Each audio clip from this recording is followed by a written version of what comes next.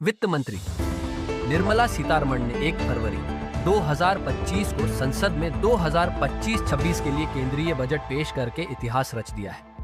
ये लगातार 8वां साल है जब वित्त मंत्री निर्मला सीतारमण ने बजट पेश किया है। बजट में कृषि, उद्योग, स्वास्थ्य और शिक्षा जैसे विभिन्न क्षेत्रों के लिए महत्वपूर्ण आवंटन किए जाने की उम्मीद है, जिसका उद्देश्य आम जनता को राहत प्रदान करना और रोजगार के अवसर पैदा करना है। ये बजट आत्मनिर्भर भारत को साकार करने के लिए भी आवश्यक है। वित्त मंत्री ने पीआईटी सुधारों, टीडीएस और टीसीएस को युक्तिसंगत बनाने की घोषणा की। सरकार ने cobalt powder, lithium ion battery अपशिष्ट और स्क्रैप, सीसा, जस्ता और 12 अन्य आवश्यक खनिजों पर मूल सीमा शुल्क बीसीडी से छूट की घोषणा की है। इसके अलावा इलेक्ट्रिक वाहन ईवी, बैटरी निर्माण से संबंधित 35 और वस्तुओं और मोबाइल फोन, बैटरी उत्पादन के लिए 28 वस्तुओं को छूट प्राप्त पूंजीगत वस्तुओं की सूची में जोड़ा जाएगा। उन्हें उचित पहचान मिलेगी और सामाजिक सुरक्षा लाभ मिलेगा। इसके अलावा श्रमिकों को पीएम जन आरोग्य योजना के तहत कवर किया जाएगा और ई श्रम पोर्टल के माध्यम से उनका पंजीकरण आसान बनाया जा रहा है। ये प्रगति त्वरित व्यापार क्षेत्र के विकास में तेजी के अनुरूप है, जो 4 वर्षों के भीतर $6 अरब के बाजार तक बढ़ गया है। विकास से ऑनलाइन वाणिज्य क्षेत्र में सामाजिक सुरक्षा में सुधार होने की संभावना है। नया कर विधेयक सरल और सीधा होगा। नया आयकर विधेयक सरल और स्पष्ट भाषा में तैयार किया गया है, जिससे करदाताओं और कर प्रशासकों दोनों को इसे समझने में आसानी होगी। इसकी पारदर्शी शब्दावली अस्पष्टता को दूर करने का प्रयास करती, जिससे यह सभी के लिए अधिक सुलभ और उपयोगकर्ता के अनुकूल बन जाता है। दवा कंपनियों के रोगी सहायता कार्यक्रम को बीसीडी से छूट दी जाएगी, बशर्ते कि मरीजों को दवाइयां मुफ्त में दी जाए। इसके अलावा 37 नई दवाओं और 13 नए रोगी सहायता कार्यक्रमों को छूट सूची में जोड़ा जाएगा। बजट घोषणाएं, क्षेत्र घोषणा, विवरण, टिप्पणियां, आयकर। नई आयकर व्यवस्था 12 लाख रुपए तक की आय, कोई कर नहीं, 8 से 12 लाख रुपए, 10%, 12 से 16 लाख रुपए, 15%, 16 से 20 लाख रुपए, 20%, 20 से 25 लाख रुपए, 25%, 25 लाख रुपए से अधिक, 30% किराए पर टीडीएस। वार्षिक सीमा 2.4 लाख रुपए से बढ़ाकर 6 लाख रुपए की गई। वरिष्ठ नागरिकों के लिए कर कटौती सीमा दोगुनी होकर 1 लाख रुपए हुई। वेतन भोगी करदाताओं के लिए कर 12,75,000 रुपए तक की आय पर कोई आयकर नहीं देना होगा।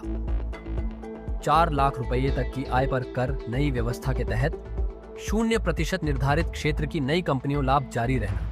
स्टार्टअप्स के लिए लाभ शुरुआत से 5 साल तक जारी रहेंगे। बैंकिंग, बीमा, ग्रामीण क्रेडिट स्कोर ढांचा ग्रामीण भारत के लिए स्थापित किया जाएगा। बीमा क्षेत्र में एफडीआई सीमा बढ़ाकर 100% कर दी गई। आवास, घर के लिए फंड 1 लाख आवास, इकाइयों के निर्माण के लिए 15,000 करोड़ रुपए का आवंटन। कृषि तिलहनों में आत्मनिर्भरता 6 वर्षीय मिशन का शुभारंभ। कपास की उपज में सुधार 5 वर्षीय मिशन की शुरुआत।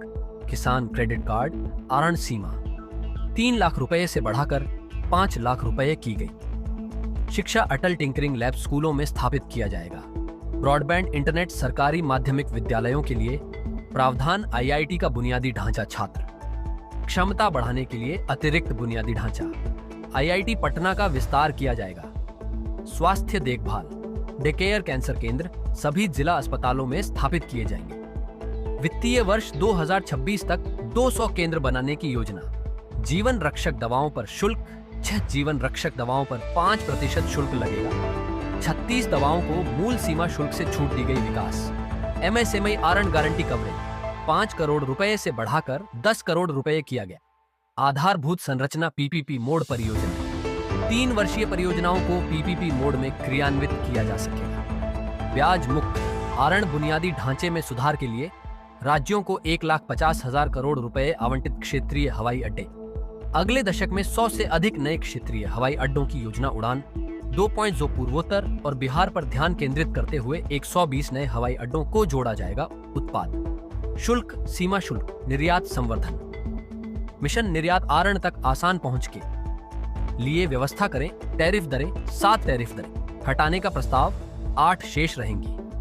अर्थव्यवस्था निवेश अनुकूल सूचकांक राज्यों के बीच प्रतिस्पर्धा को बढ़ावा देना। राजकोषीय घाटा वित्त वर्ष 2025 के लिए संशोधित राजकोषीय घाटा लक्ष्य 4.8% निर्धारित किया गया।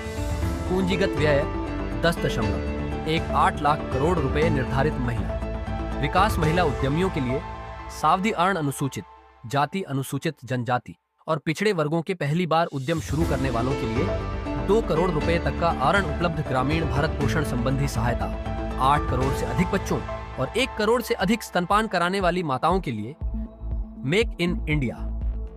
राष्ट्रीय विनिर्माण मिशन नीति समर्थन और निगरानी ढांचा प्रदान करता है। राष्ट्रीय विनिर्माण मिशन नीति समर्थन और निगरानी ढांचा प्रदान करता है।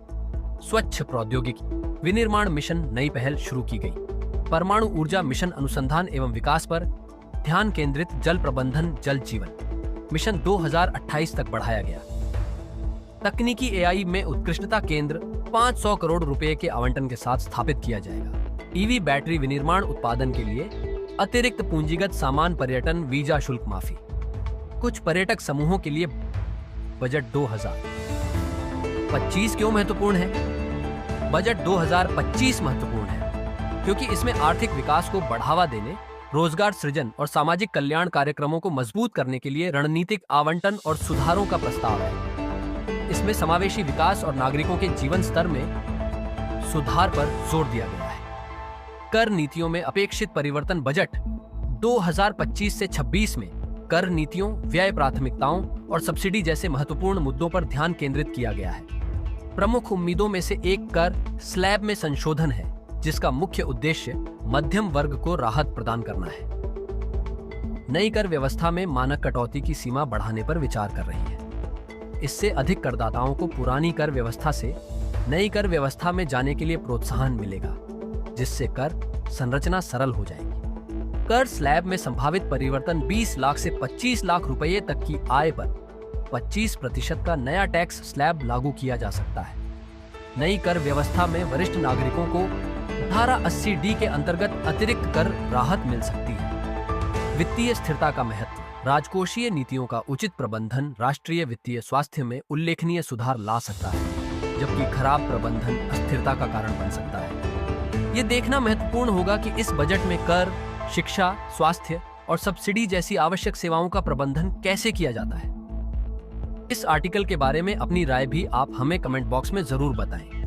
साथ ही अगर आपको यह वीडियो अच्छा लगा हो तो इसे शेयर जरूर करें। इसी तरह के अन्य वीडियो के लिए जुड़े रहें आपके अपने चैनल रियल स्टोरी 1111 के साथ।